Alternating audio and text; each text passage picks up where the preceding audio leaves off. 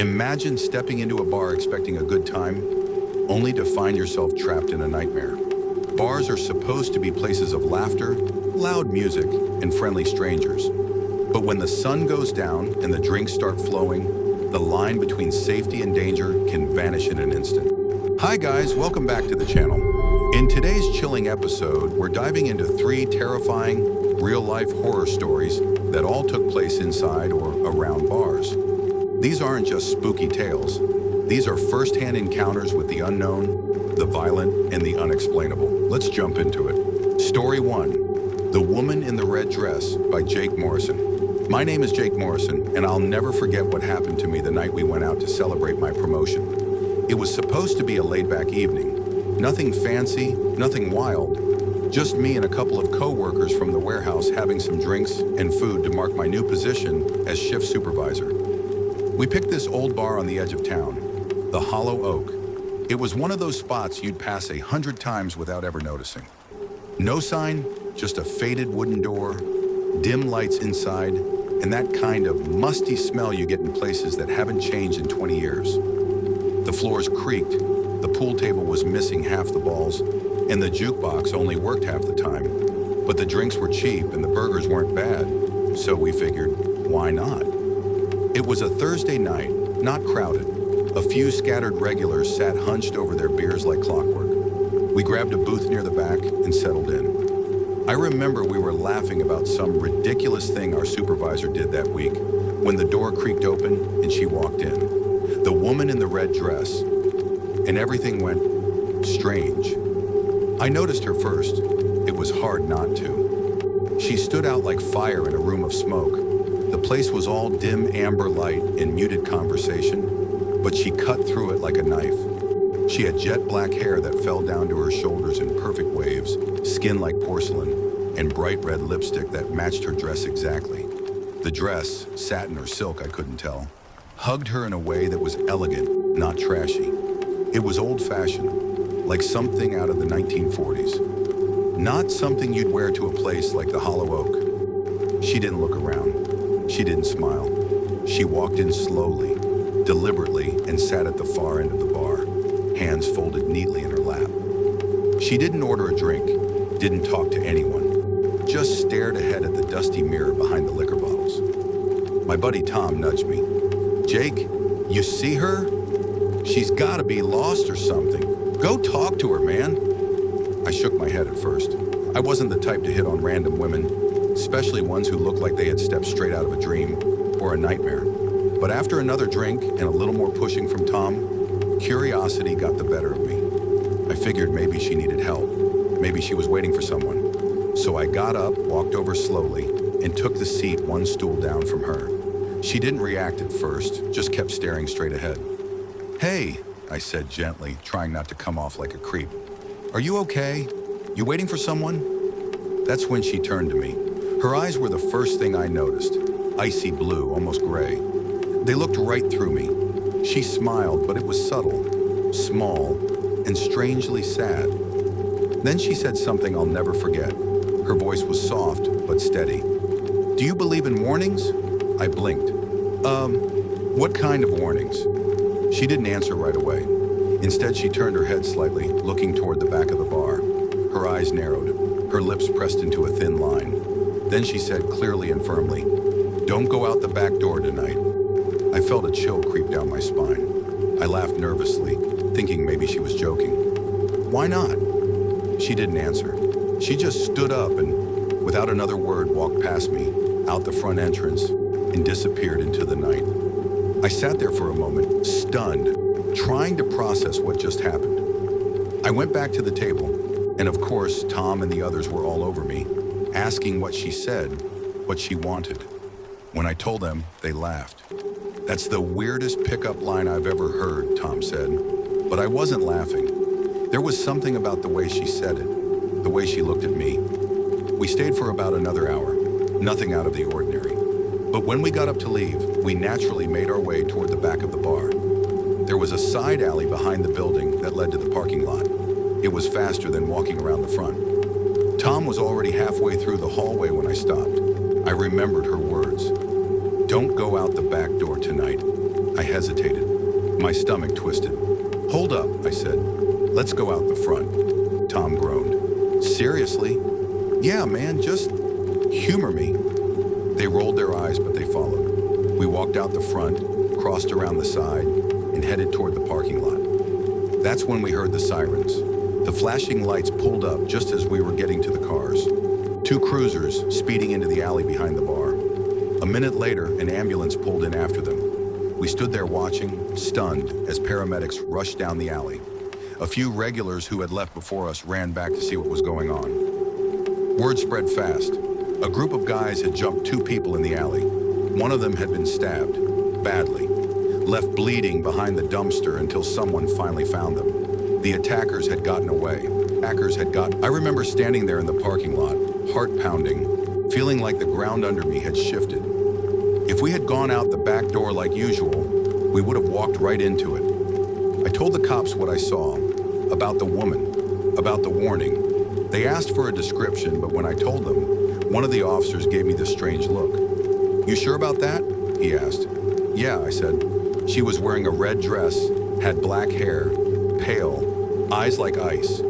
He nodded slowly. "You're not the first person to describe her." That hit me like a brick. Later I did some digging, and I found out that years ago, a woman had been killed behind that bar. Same alley. She had been attacked leaving through the back door. And according to the story, she had been wearing a red dress. Some say her spirit lingers, warning people who are about to meet the same fate. I haven't been back to the Hollow Oak since.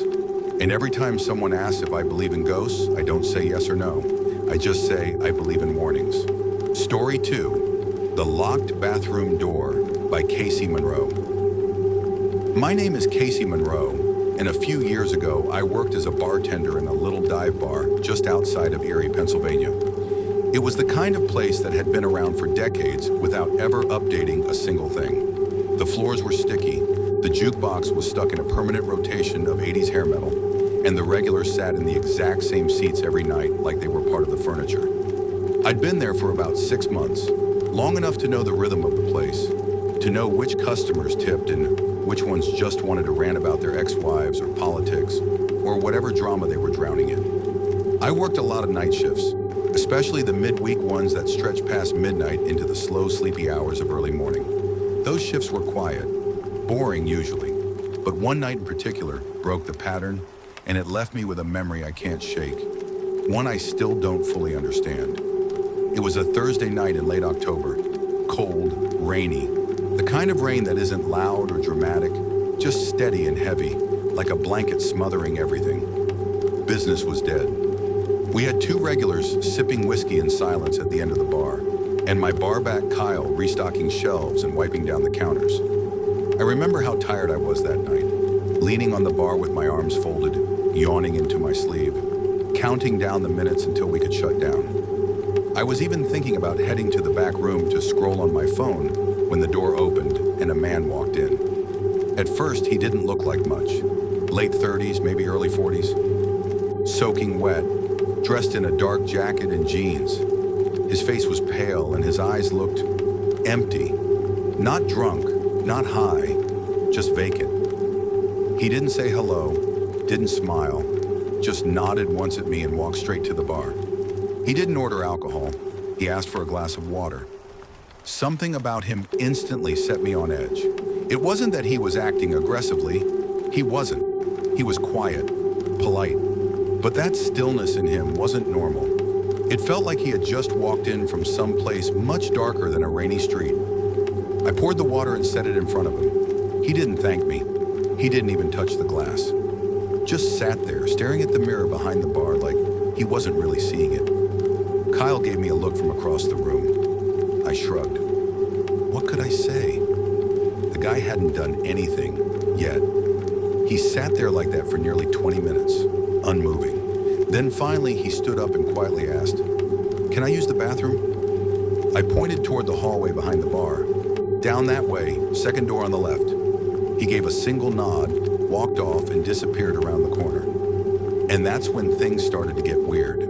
10 minutes went by, then 15. I assumed maybe he was sick or taking his time, but Kyle eventually said, You think he's okay? That guy gives me the creeps. I agreed. I walked down the hallway and knocked on the bathroom door. Hey, you good in there? No response.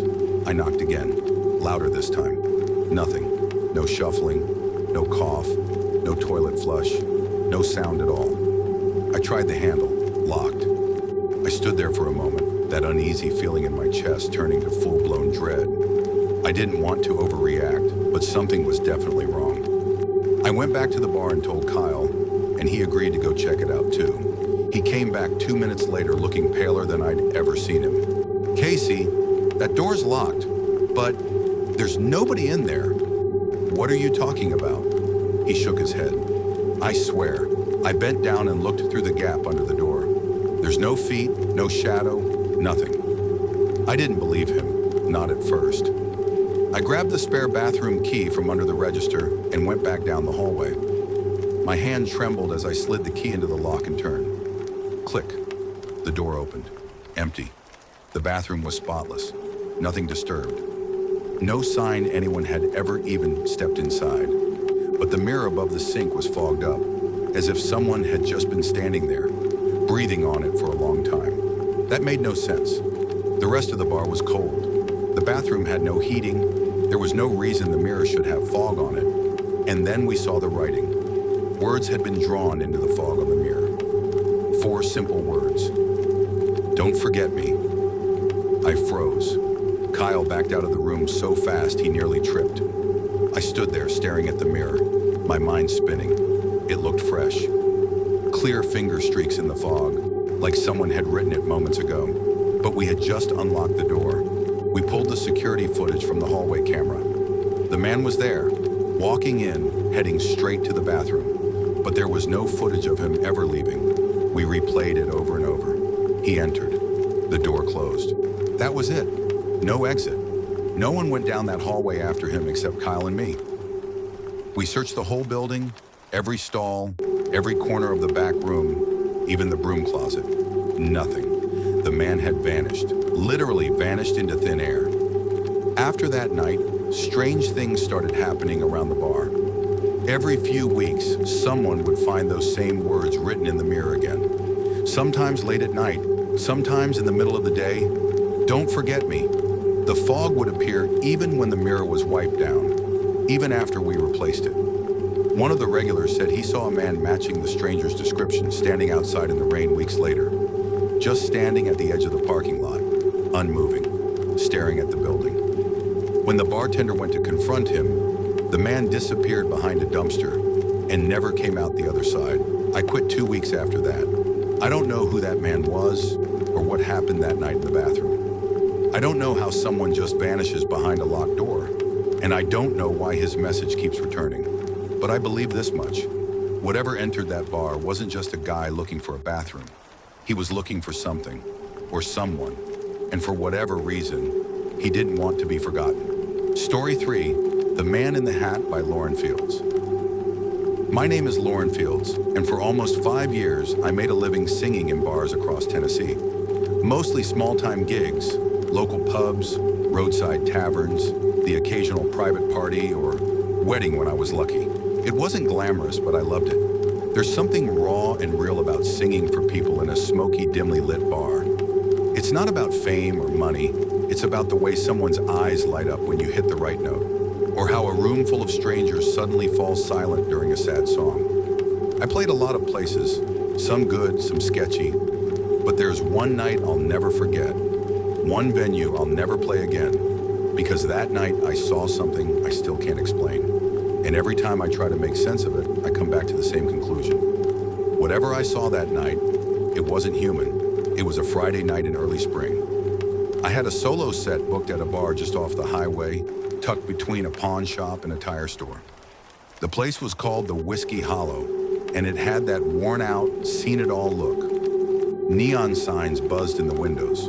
The inside reeked of spilled beer and smoke that had soaked into the walls over years of late nights and broken hearts. I showed up around 7 p.m., did my sound check, and chatted with the bartender, a woman named Cheryl who'd worked there since the place opened. She was friendly but tired looking.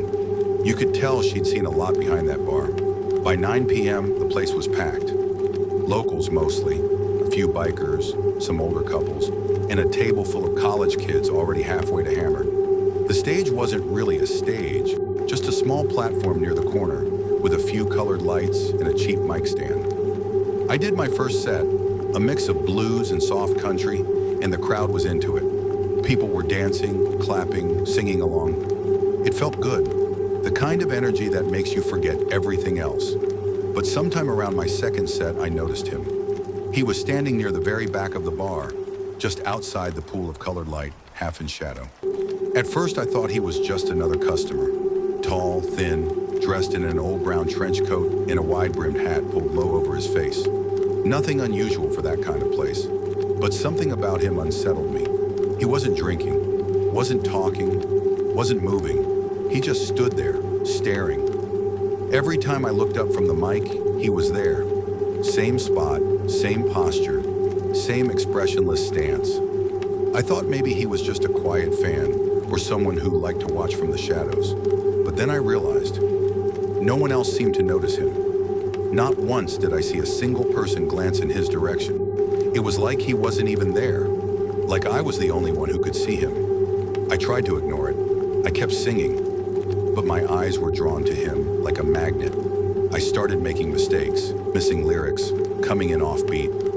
My voice started to shake, and the longer I stared, the colder I felt. The room didn't change, but my body did. I started to shiver, sweat breaking out on the back of my neck, even though the bar was warm and loud. During my short break, I pulled Cheryl aside.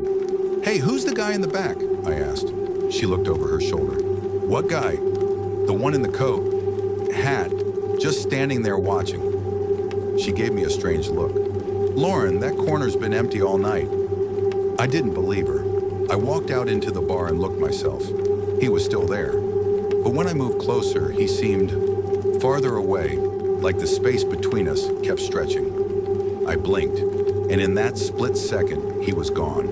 Just gone. I tried to convince myself I was tired, maybe stressed. Long gigs, late nights, they mess with your mind.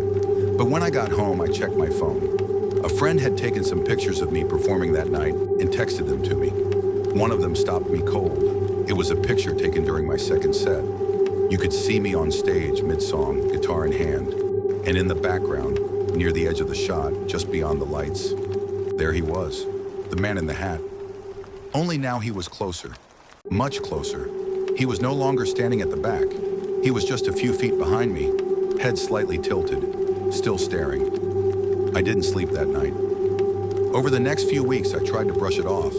I went to other gigs, other bars, but it started happening again. Different venues, different nights, same man. Always in the back, always watching, and always no one else saw him but me. One night after a show in Nashville, I saw him standing across the street under a flickering street lamp. Another night during a small set at a winery, he was reflected in the window behind me. But when I turned around, no one was there. It got worse. I started hearing things, low whispers during sound checks, static through my in-ear monitor when everything else was silent. I began to feel like I was being followed, not just watched. I checked into motels using fake names, changed my schedule, avoided familiar places, but nothing worked. Wherever I went, he was already there. Eventually, I stopped performing. I gave up music entirely. I couldn't handle it anymore.